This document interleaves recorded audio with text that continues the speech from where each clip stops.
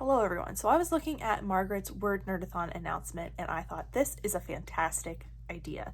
I wanted to do a quarter 1 check-in anyway, and I have been thinking about what I'm going to do with those results. Basically, what is going to come out of the quarter 1 check-in and what am I going to do to either catch up on the goals or eliminate the goals, assess the goals, what's going to happen after that. And Margaret basically solved all of my problems for me because she is running a readathon over the weekend of the 16th, 17th, I think it starts on the Friday, where you are going to check in with yourself and see what goals are you ahead on, what are you behind on, and then use that weekend as a productivity generator and kickstart anything you need to work on or get ahead on since the start of 2024. And since I am going to be working an enormous part of the Saturday, I thought I'm going to start now. I'm sure she didn't intend for people to hit the ground running at the beginning of March, but that's what we're going to do. So I have created a spread in my journal for this, and basically we're gonna start working on some productivity. And there's readathon prompts here, which Margaret has already gone over in a video. I will have her announcement video linked down below. I'm gonna post this after the readathon, after the first 2 weeks or so of the month, so I'm sorry that if I am enticing you to join us, that it's already over. But those are the readathon prompts, and then I also listed out my quarter 1 goals and gave them a basically street traffic light system of if I'm doing okay, if I'm on track, or if I'm like it's iffy, or if I'm definitely behind. So we basically have 3 categories of goals right now. The ones that are green, which are the ones I'm doing well on, like total books read in 2024. I'm at 26 at the start of March, and that is on track according to Storycraft and Goodreads. My physical TBR goal is to have less than 90 by the end of the year. I'm currently sitting at 92. This was sort of a softball goal that I could reach and then adjust accordingly, so this will be adjusted and reduced down so that maybe I try to hit 80 by the middle of the year. I wasn't sure how many I would end up reducing, so I just kind of wanted it to be something I adjusted as I went along. And then purchases, I wanted to purchase less than 50 books, and I'm at 12, which is about a quarter of 50, so I'm very happy with that. I have stayed consistent with that for now, and I'm hoping that that will continue. The books I have purchased, I am very happy with as well because I've purchased most of them secondhand, and the books I've bought full price and new have mostly been books for my local indie bookstore book club, which is another goal of mine this year, to go to 8 of those book clubs. And I've gone to 1, and I'm going to 1 next week. So basically as you're seeing this, I will be going to 1. So we are 2 out of 3 months so far, so that is also going well. And I didn't put that on this list. Yellow goals are eliminate 2019 purchases, and that's the only one that was yellow because it's kind of complicated. So I've removed 3 from this list, and I have another one in progress. I believe there are 5 more, but some of those are contingent on if I finish other books. So I want to make progress on this goal, but I don't know if it will be completely feasible by the end of the year because I will have to read several books in order to even get to the books that are on this list. So we'll see. And then the red goals are, of course, the ones that I am not doing so well at.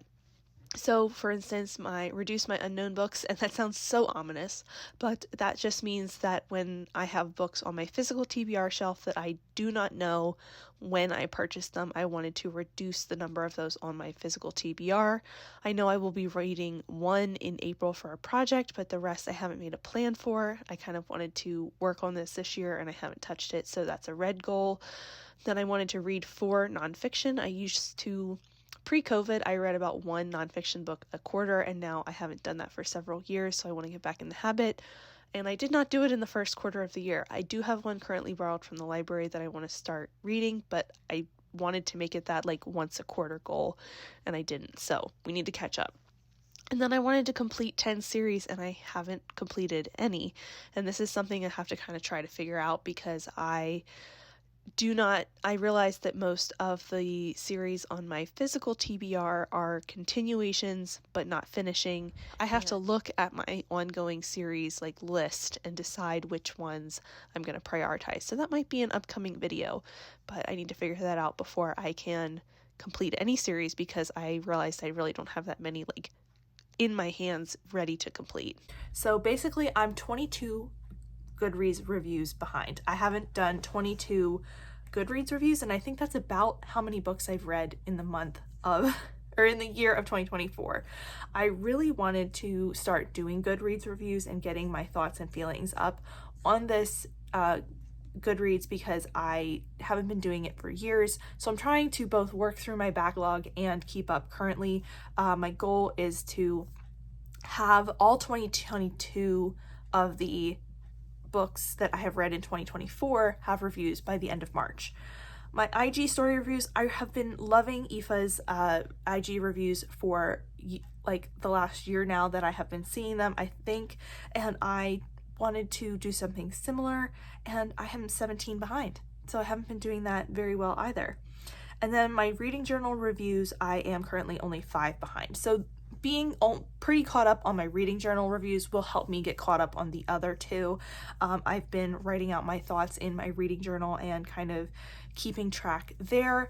Anyway, this chatty bit has been 8 minutes and we haven't even started on any of the goals or anything. So I will see you when I've made some progress, and I will keep you updated on how things are going.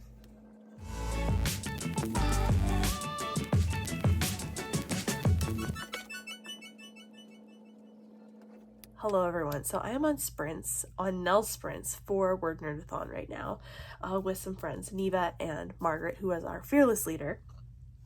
I'm still working on these goals, and I am going to try to do my best to catch up tonight because I have to work all day tomorrow, and then Sunday I'm going to be pretty much exhausted. I'm hosting sprints Sunday morning, but I am hoping to get like a good chunk of like the reviews written up tonight while I still have a brain, and then I can copy the reviews to my Storygraph, Goodreads, adjust them for Instagram, and get them like scheduled and up there on Sunday. That's what I'm hoping to do.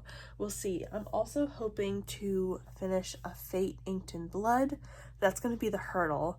And I'm also hoping to read at least to 50% of Ready or Not. Like, my ultimate goal is to finish it, but I don't know if I'm going to be able to finish both of these in like 24 hours, because I will not probably do a whole lot of productivity tomorrow night once I get off of work. I don't have any new progress to show you. That's all what you saw in the time lapse the other day. So we're gonna get started on this, and I will update you at some point. So this is where I'm sitting going into Saturday of the official readathon weekend. I did create a TBR that I posted on Instagram, which I basically wanted to finish 2 books this weekend. I probably won't read a book outside of my comfort zone simply because I have so many things started that I need to read. I technically am reading A Fate Inked in Blood, which is Romantasy, which is a little outside my comfort zone, but I was already reading that, so I don't know if that counts. And then make progress on a goal. Progress bars are happening, so I have finished catching up on reading journal reviews. I was 5 behind at the beginning of the month, and then I fell a further 2 behind, and I'm all caught up now. That also means that I didn't finish a book in the last week that I was able to get caught up over the course of the week, but we're not going to talk about that right now. Update Storygraph and Goodreads, that's up here. I put Goodreads reviews, but it's both Goodreads and Storygraph because I post them both places. This might not be entirely correct. I'm still like working on this, but I don't know that I've updated my bar in time. And then finish that 1 book, and I think this is going to be A Fate Inked in Blood because I've been enjoying that so much, but I put it down this week just because I've been busy and not feeling well. So yeah, and then I don't know if we're going to get to any of these because I have to work 8 to 5 today, and it's a busy day at work, so I don't know if I will have brain power to read tonight. I'm mostly concentrated on these things. I'm mostly concentrated on getting caught up on these reviews and the reading journal rather than necessarily my reading goals, because I've been doing pretty well with that overall, except for these little things. But that's a maybe all year project, and this was a great way to kind of organize my thoughts and do a check-in. So Margaret really inspired me to kind of get back on track. So this might be something that goes beyond the weekend, but is a good update, a good reminder for me. Good morning, everyone. So I am about to start sprints. It's Sunday morning. I am happy with where I'm at. I'm mostly caught up on my Goodreads and Storygraph reviews. I am making progress on the Instagram posts. I have caught up with my bullet journal. Today now is just to finish books, hopefully. So we're going to try to alternate reading and productivity, because I'm reading Ready or Not, and I'm also reading A Fate Inked in Blood, which is over there, and I didn't grab it, so we will grab that eventually. But I'm hoping to kind of go back and forth between tasks. I've made a list for today, which is pretty extensive for productivity, because like I said, I worked yesterday, so I have some home stuff to do, some laundry, some cleaning, etc. But then I just really want to also spend some time relaxing and doing like book stuff. So that's my update for this morning. This vlog is not going quite according to plan, because I was really hoping to have more updates for you all from the past, but you know, sometimes stuff doesn't work out exactly the way you want it to. Good evening. It is the end of Word Nerdathon tonight. It is 9:20 and I am getting ready to go to bed.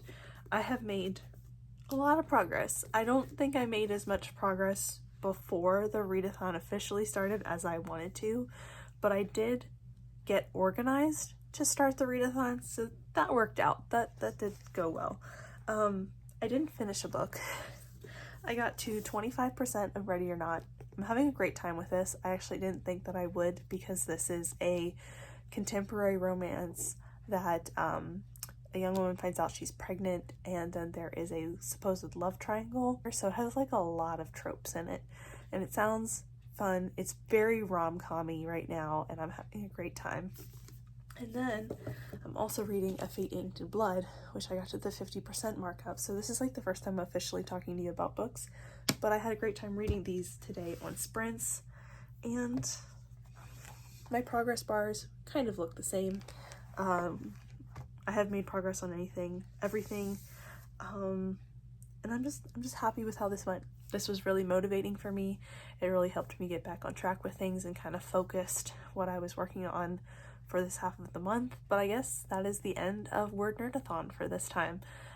Thank you so much to Margaret for coming up with all of these prompts and, you know, organizing all of this. It has been a lot of fun, and I think that's it for me today. If you have any thoughts or feelings, or if you want to share anything about the books that I talked about today, or, you know, anything in this vlog, go ahead and tell me down below. Thank you so much for watching, and I will see you next time. Bye!